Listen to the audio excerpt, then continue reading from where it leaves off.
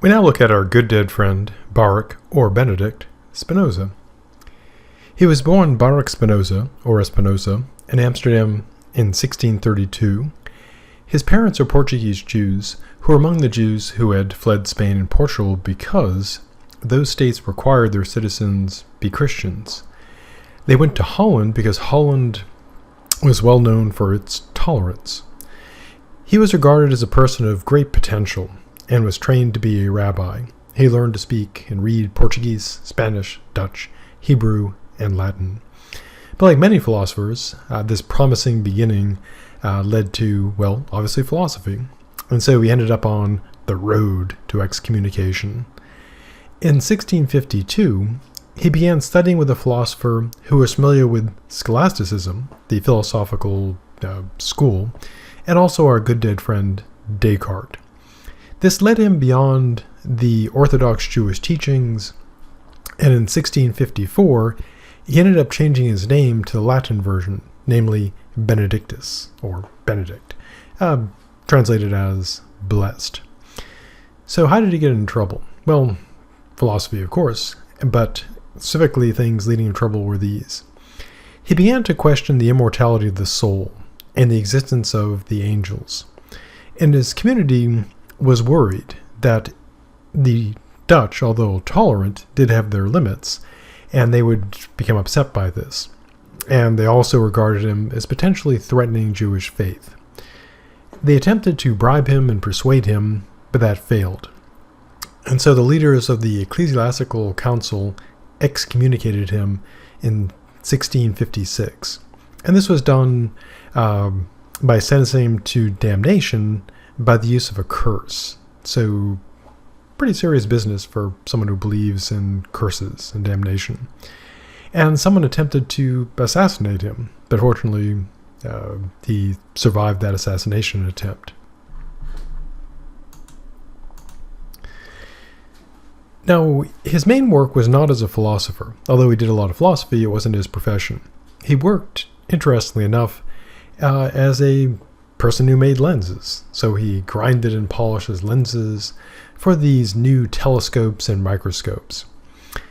But his reputation was established primarily as a philosopher, because he corresponded with various other philosophers and scientists, and such was his reputation that the University at Heidelberg offered him a chair in philosophy in 1673, but he turned it down, and his reasoning was it would interfere with his desire for peace and the freedom to speak as he might on issues. He ended up dying in 1677 of tuberculosis, most likely from breathing in all that glass dust, because back then, not much in the way of safety regulations, like much of the world today, in fact. He was regarded with great affection and seen as a thinker who lived his philosophy, although, again, he was cursed with damnation. We don't know how that turned out, though.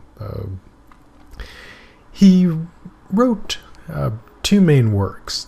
In 1663, The Principles of Cartesian Philosophy. In 1670, The Theological Political Treatise, which he published anonymously. This ended up being banned by the government after the 5th edition, in which he, probably because he defended personal liberty, which is often not popular with governments, but perhaps the main reason was he presented biblical criticism, which is an analysis of the text using secular methods of history. Now, this is something that's a standard practice now in religious studies, that is to say, religion as an academic discipline. Now, his best-known work was the Ethics Demonstrated in Geometrical Order, which was published by a friend after his death. And he was quite worried that theologians, people who did religion, would not understand his work and hence attack it.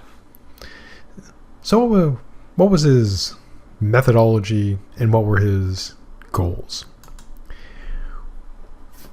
Well, his main goal was freedom of the metaphysical sort. And his focus was on ethics. He wanted to present a foundation for ethics. And as he saw it, ethics is a way of looking at the world, which leads to a way of acting, and kind of the end game here is and this will lead to freedom from human bondage. Now, he's not talking about people being in bondage in terms of like being politically oppressed, economically exploited, etc. Although he would consider those, since he's dead now, bad things. His concern, though, is with how we are, according to him, enslaved by our affections. We're in bondage to what we love and what we want. And if you're familiar with classical Buddhism, this will sound fairly familiar, a similar idea that we are trapped by our affections. Now, as a practical matter, he says, it's risky to base your happiness on concern for your life, your health, your riches, your fame, or your friends, because these things tend to not last. We all die, obviously. Our health eventually fails. Riches can be lost. Fame is often fleeting. And friends, well, we can lose our friends. They can leave us, they can die, they can betray us, etc. And so he takes what we might consider kind of, downer view of stuff. You're going to die, you're going to get sick, you probably lose your money, you're going to lose your fame, you lose friends. And because of his experiences, he ends up saying that the surroundings of social life are vain and futile. And perhaps he would have been pretty good in, the pandemic lockdown, because that's the end of, in large part, social life in general. So, what's his view about the fears that we have? Well, he claims not that the only thing to fear is fear itself, but he claims this: the objects of his fears contain nothing in themselves that is good or bad, except insofar as the mind is affected by them. So his view is essentially, and this will be, if you're familiar with the ancient Stoics, it's similar to their view in a way, that things are not inherently good or bad, it's how we're affected by them. So how do we solve this problem? One problem is, of course, basing your happiness on things that can, fail is risky. And we have, according to him, what causes us fear is our mind, that there's nothing in the objects of fear themselves that are good or bad, it's how we're affected by them. So what he sets out to do is this: he wanted to find a real good, to quote him, translated in English of course, that can affect the mind singly to the exclusion of all else, and whose attainment would enable him to enjoy, quoting him again, continuous, supreme, and unending happiness. So his goal is supreme happiness. So how is this brought about? Well, if we consider the problems he looks at, namely if we put the basis of our happiness on things that are perishing and fleeting, they're not going to last, so happiness won't last. So how do we do this? Well, the obvious solution, which he comes to, is this: we need to find something that is not going to change, that's never going to grow old, never going to die, never going to leave us. So what he says is, the way of emancipation, freedom from this human bondage, is to have an intellectual love for what is eternal, infinite, changeless, and complete. And if you're familiar with our good dead friend Plato, this will sound in some ways like his forms. And Plato, believed in this idea of, intellectually knowing things. Now, Spinoza is not going to be a Platonist, as we'll see. He doesn't have all these multiple forms. So what is it that one should love? What is eternal, infinite, changeless, and complete? They'll never let you down, never let you go, never change, never die. Well, God, of course. And his view of God is, to say the least, rather unusual, because he sees the thing that you should love as the entire logically necessary system of nature, God. And for him, God is a substance. So the problem is, bondage, in his sense, again, not being politically oppressed or, economically oppressed, but being oppressed by our own affections. And the only way out is love, namely to love God and thus escape bondage and achieve happiness. So, what was his methodology?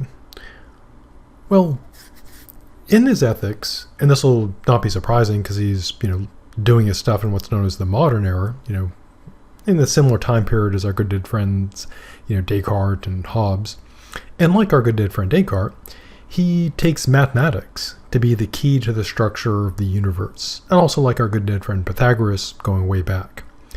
So, like Descartes, he agrees that the philosophic method should imitate the mathematical method. And Descartes, explicitly adopts, the mathematical method for doing philosophy. Now, Descartes, though, wrote in essay form, which is, makes his works much more readable. But Spinoza instead follows more explicitly the mathematical model. He attempted, following the title of his work, to demonstrate ethics in geometrical order, quite literally, like doing proofs. So each of the 5 parts begins with definitions, axioms, and then propositions derived from these definitions and axioms, and he's following Euclid's methods here.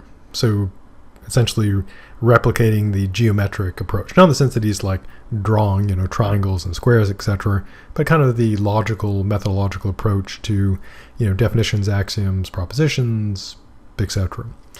So his work consists of 259 demonstrated propositions, and each proof ends with QED, something you might have seen before. It translates as, the Latin would be quod erat demonstrandum. Translated in English would be which was to be demonstrated. And some people jokingly say quite easily done, which is not accurate. Now, there is, as you might imagine, considerable debate about how self-evident he thought his axioms were. And that's one of the core debates about, philosophers who claim that things are just like self-evident and how that works. Now, much like our good dead friend Descartes, who was a famous foundationalist, Spinoza also adopted the foundational model for philosophy. And the foundation for him is Part 1, which presents definitions and propositions about the nature of God. And the pinnacle occurs in Proposition 42 in Part 5, the demonstration, according to Spinoza, that supreme blessedness is achieved by the mind delighting in divine love.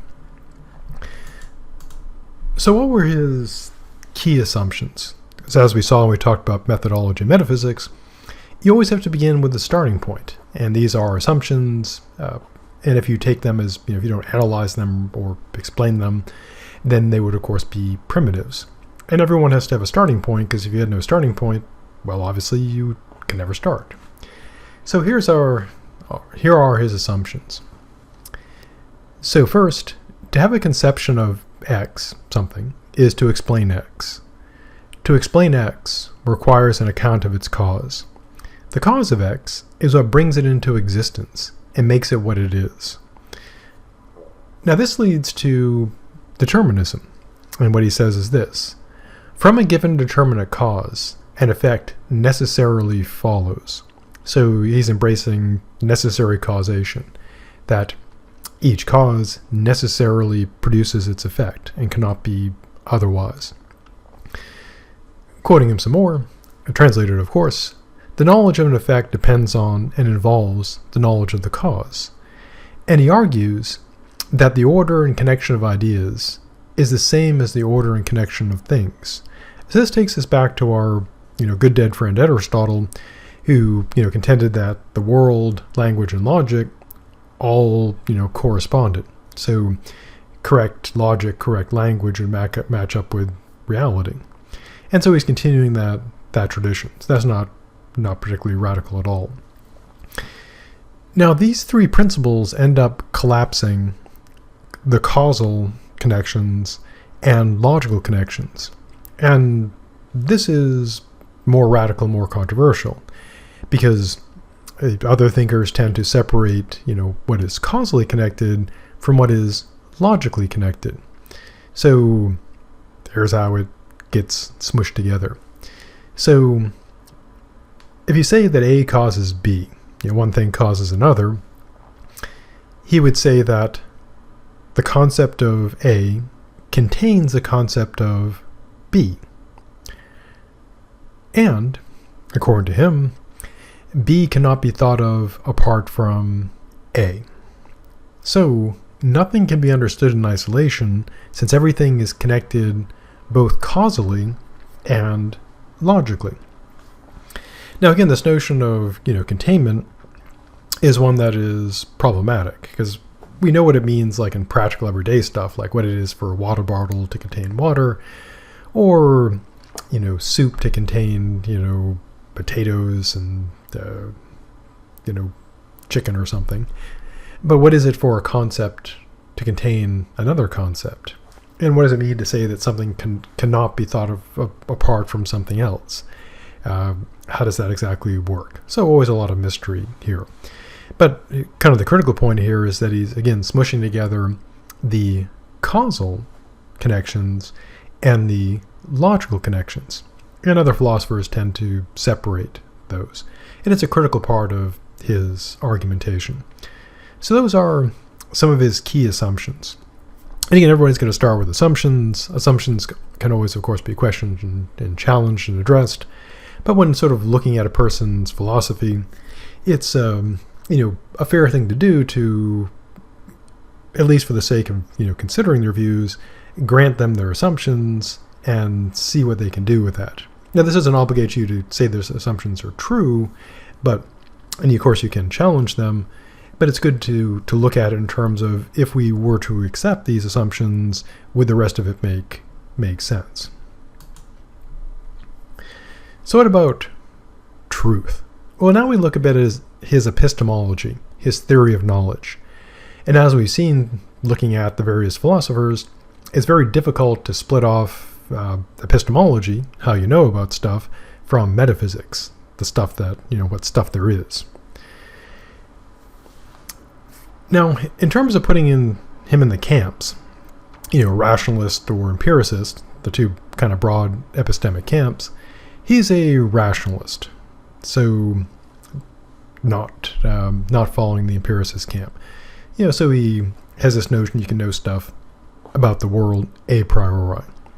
Now, also one of the things he embraces, and one thing that kind of fuels or provides a foundation for his rationalism, is his view of determinism, that of necessity. And again, in this context, necessity doesn't mean something that you have to have, like, food or water to survive, or something you need. What it means is something that, must be. So he claims, quoting him, translated of course, "In nature there is nothing contingent, but all things are determined from the necessity of the divine nature to exist and act in a certain manner." So, breaking that down a bit, contingent means could be otherwise. You might have heard of people talking about like contingency plans. Like, this is what we do if something, goes wrong. Or, like if we'll have a picnic outside, but our contingent plan is if it rains, we'll have the picnic inside. And so metaphysically, contingent means could be otherwise. And Spinoza says there's nothing contingent. Why? Well, all things are determined from necessity. That is, everything must be what it is and cannot be otherwise. So everything that exists must exist, could not exist, and must act a certain way. Now, it's not saying here that everything exists forever, although we'll see it kind of does later. It's not that things, can't perish. It's that if something does exist, it must have existed and must be a certain way. So, since I do exist, I must have existed and could not have not existed. That is to say, there could be no world without me. But the same is true of everybody. That'd be nothing special to be true of everything. Like the squirrel outside the window, the squirrel also exists by necessity, according to Spinoza. So, what does this entail in terms of like knowing stuff? Well, if you were able to somehow understand all the causes of an event, including, of course, the mathematical and physical laws and how it fits into the world, you would understand its necessity. That's to say, if you were to see, all the moving parts, or to use a computer metaphor, see the code, you would realize that it must be that way and no other way. And it's, I guess, a pretty decent metaphor that if you could kind of see the matrix, you would see how everything has to be. So why does it seem like things are contingent? For example, as I'm recording this, we have the presidential election coming up, and we think that it can go, could go either way, or maybe it'll be like a surprise, a big surprise in terms of someone winning, because Kanye West, I believe, is still in the race. And so we think that it's not yet settled. So why do we think that there is contingency? Well, all we have, according to Spinoza, is the appearance of contingency. But he's got to explain that, because it does seem to us that things are contingent. I mean, simple everyday example would be if you were, say, trying to throw a piece of paper into a trash can. And it seems like a very contingent thing. Maybe you'll make the shot, maybe you won't. But Spinoza says there is no contingency, it just seems contingent. And according to him, quoting him, translated of course, a thing cannot be called contingent unless with reference to a deficiency in our knowledge. So what knowledge are we lacking? Well, according to Spinoza, the causes, begin going with the metaphor of the Matrix from the movie, which is super old now. We don't see that. We don't normally see the Matrix, metaphorically speaking. And so we, using the example of like going to throw the piece of paper into the trash can, I can't do all the physics and the math and so forth and see exactly how that would work. But if I could somehow see all that, do all the calculations, etc., then I would know ahead of time whether it was going to go in or not. Now we can, of course, deduce some truths a priori. We can, according to Spinoza, we can do this using deduction, etc. But we can't do all truths this way. Why not? Well, limits of knowledge. We would have to have a complete knowledge of the divine to know everything, which, seems true. So, as he sees it, all truths can be demonstrated. That's to say, they can be proven deductively. But not all of them can be demonstrated by us. So, if you happen to be talking to God and you say, "Hey God, can you prove this truth?" God would say, "Sure, here's the proof." And we of course may have no idea how to understand that. And of course, we lack, God's knowledge. So that's why things appear contingent to us. So the gist of it is basically this. The world seems to be contingent to us because we lack knowledge. If we could understand, the causes of things, know all the mathematics and, how the causes and all of this stuff works, then there'd be no contingency. So, again, using the example of the election, God already knows the outcome. Not because he makes it happen, but because whatever occurs must occur and cannot be otherwise. We, however, cannot see it. There's too many moving parts, too much going on for us to, it's beyond the limits of our minds. But for someone like God, that would be super easy. So for Spinoza, the world is deterministic, and there is no chance. There's also no choice. There's no freedom. So now we head into his metaphysics.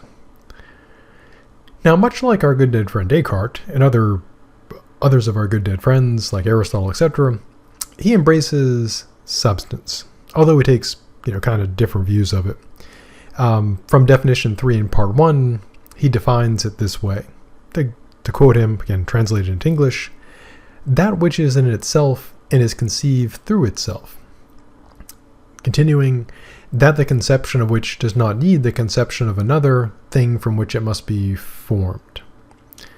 So, in some ways, it's kind of similar to the view we saw like in Aristotle and Descartes.